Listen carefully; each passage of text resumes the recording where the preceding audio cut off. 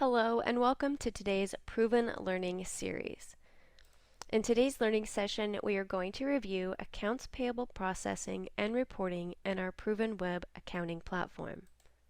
Before we begin today's session, let's review a few housekeeping items. All attendees have been muted during today's session to cut down on background noise. Your videos are automatically turned off during today's session to avoid any distractions.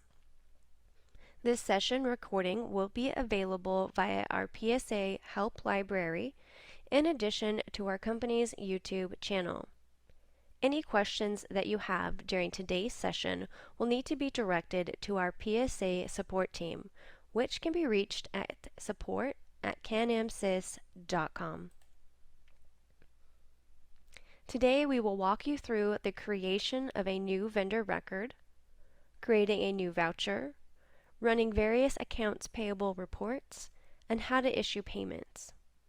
By the end of today's session, all participants will have a solid understanding of processing accounts payable tasks within the Proven Accounting Web. A new vendor record can be created in two ways in our web accounting platform. We have our new Add Item button at the top right corner. By clicking the plus icon, here we can see 6 quick add options. At the bottom, we have Vendor. By clicking Vendor, I will be taken to the Add New Vendor screen. Or we can navigate to the left-hand panel, click Vendors, and click New Record at the top. To begin entering our new vendor details, we will first start by entering the vendor name.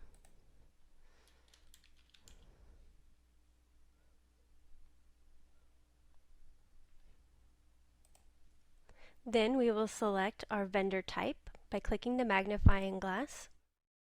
My vendor is a supplier, so I will click the Select option next to Supplier.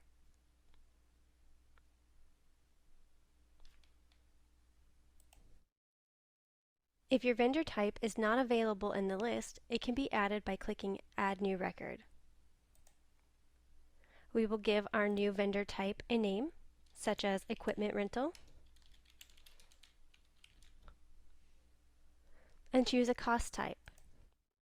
Here you should choose the best cost type based on the services the vendor type would be providing. In my example, my vendor type is an equipment rental, so I would choose cost type of equipment rental. Click Save and Close. Select my supplier because that is my original vendor type. Now we'll enter the vendor's address. This is typically where vendor payments would be mailed to.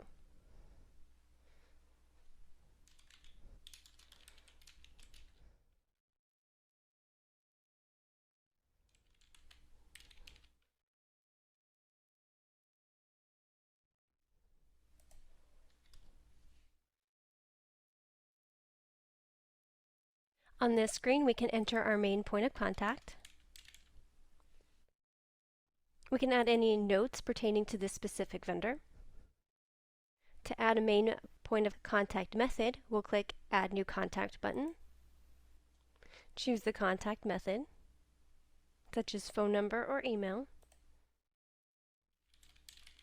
Enter our email address. Click Update.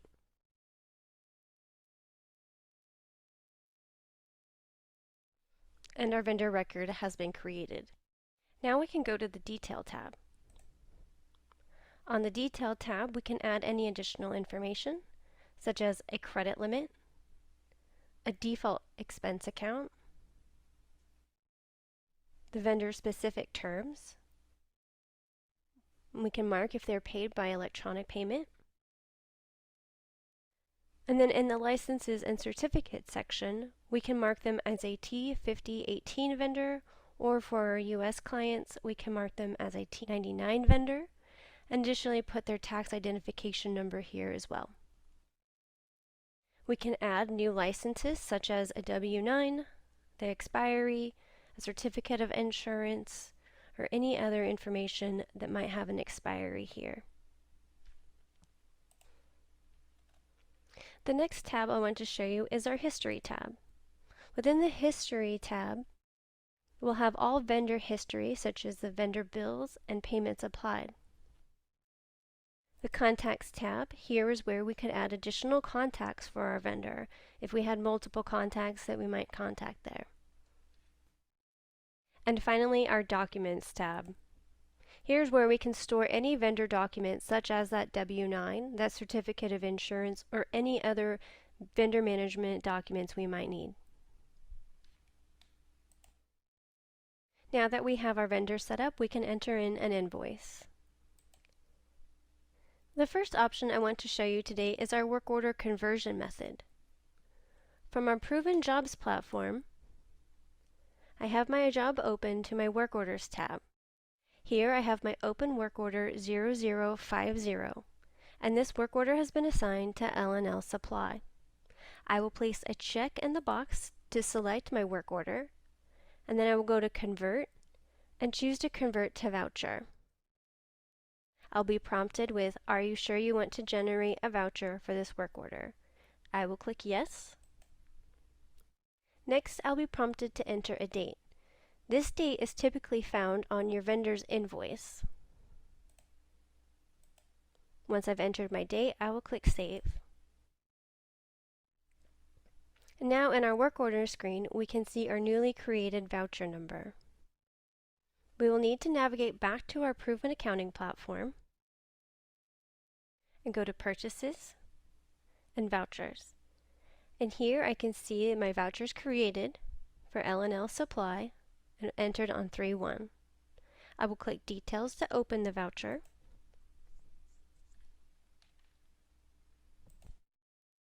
From here we'll enter any remaining details such as the invoice number, and we can review that the line items came over for flooring materials as assigned to my job as a sub-trade. Once everything has been verified, go to Actions and click Post. The next option for creating a voucher is by entering a voucher in the Proven Accounting system. To create a voucher from our Proven Accounting platform, again, we can use our new Add Item button at the top and choose Voucher. Or we can go over to Vouchers and click New Record. We'll begin by selecting our vendor. We can type in our vendor name, or we can click the magnifying glass and search from a list. We can use any of these columns to narrow down our options, or we can scroll through and find and click Select. We can change our vendor invoice date from here. We'll select a location. We'll enter our invoice number.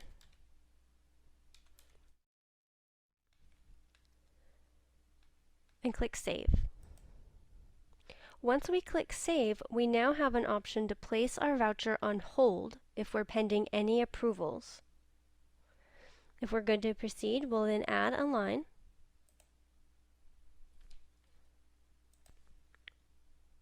We'll enter a description.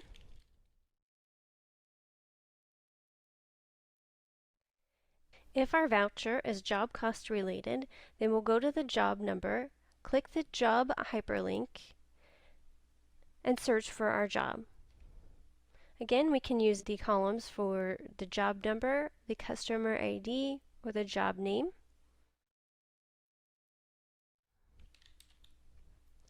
It is a fuzzy search logic, so you can enter partial names and then click Select. Choose your category and your selector and click Select. I'll change my job category to Materials, so it will be appropriate cost bucket. And then I'll enter the total amount of my voucher.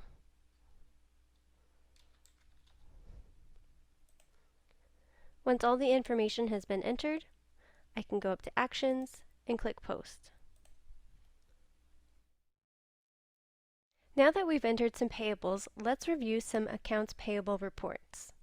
To go to our report menu, we'll go to the left-hand panel, click Reports, and here you can see our various reports. For our purchases and payables, we have 6 various reports. To review payables for payment, I like to use the Payables Aging Summary. To open this report, I'll click the name, and here we have the information. At the top right, we can choose our date, and we can choose a date type, and choose our date.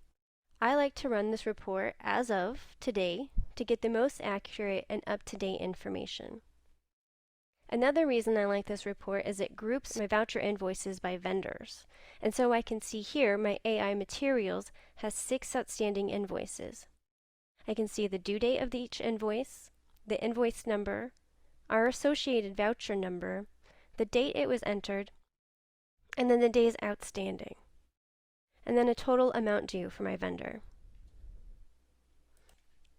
Additionally, I can scroll down and I have a total outstanding of my AP payables here. I can export this by going up to Tools, go to Export, and I have 4 export options. I like to use Excel.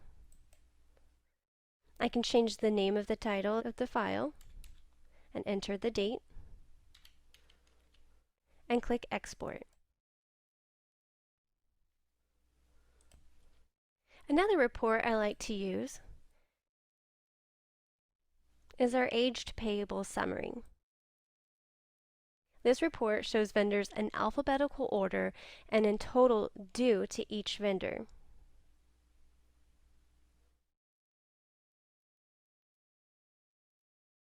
The voucher total column is a historical voucher total, and paid column is what has been paid to date to this specific vendor. An amount due is the amount that's outstanding currently. Now that we know what vouchers are due for payment and have decided who to pay, we can now complete a check run. To pay vendors, we'll go to the left-hand panel and go to Payables. From the Payables menu, we have our date. This will be the date that is printed on our checks. And then our next check. Here we'll click the icon 123 to queue up our next check number in our stock.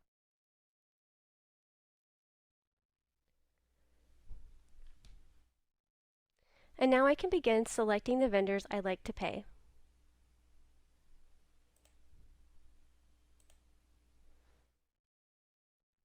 Once I have them all selected, I'll go up to Actions and click Print Report. This report will contain the details of the payables that are about to be paid. This report will need to be printed prior to posting vouchers as payments. And now we can post our vouchers.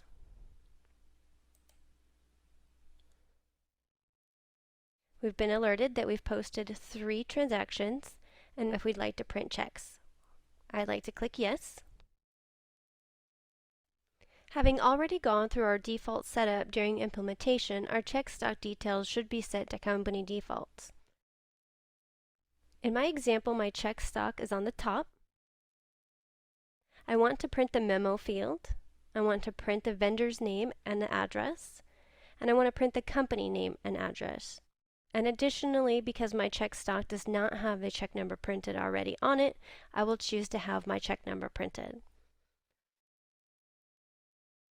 I'll click Print, and then Done.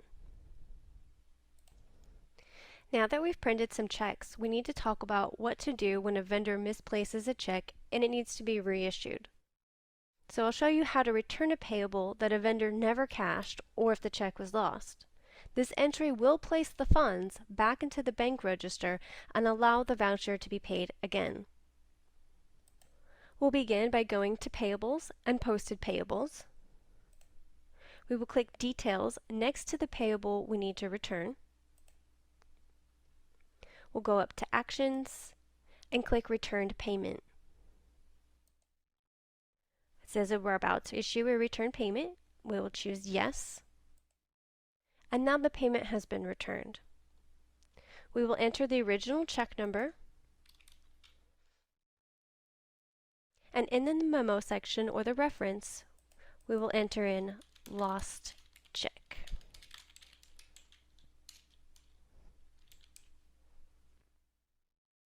Now we'll go up to Actions and click Post. Now we can navigate back to our Payables menu, and here we can see that the voucher is ready to be paid once more. Another common item we've come across is how to post a payment with the same check number. To complete this task, again, we'll be in our Payables menu. We'll enter our date. We could enter a reference, such as EFT for an electronic funds transfer. And then in our check field, we'll check the box to use the same check number.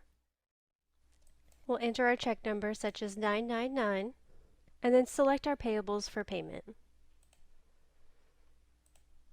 Go to Actions, Print Report, Actions, and Post. We'll say no, we would not like to print our checks.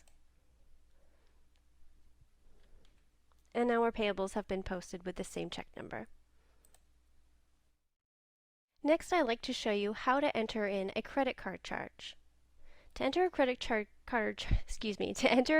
charge, we'll go to Banking, Credit Card Account, Credit Card Charges, and we'll click New Record. We'll enter in our payee by clicking the Select. In my example, I'm going to be paying some bank fees, so I'm going to choose my bank. In the memo, I'm going to enter in banking fees. If there's any reference number, that can be entered here. Additionally, the date of the charge can be entered in from this by clicking the calendar menu and choosing the date of the transaction. And then we'll enter in an amount. We'll click Add a Line to add our line item details. And first, I'll start by choosing my expense account. So I'm going to click the hyperlink to open my chart of accounts. And here I'm presented with options to filter. I like to filter with a description. I'll enter in a partial name to limit the items, and then click Select next to bank fees.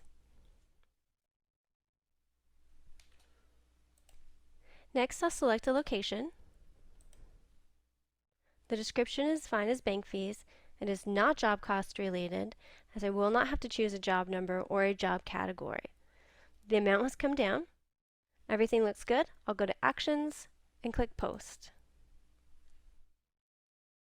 Now I'll show you how to enter a make withdrawal. To enter a make withdrawal, we'll go to Banking, Bank Account, and Make Withdrawal. Here I'll click New Record, and I'll enter my Pay To.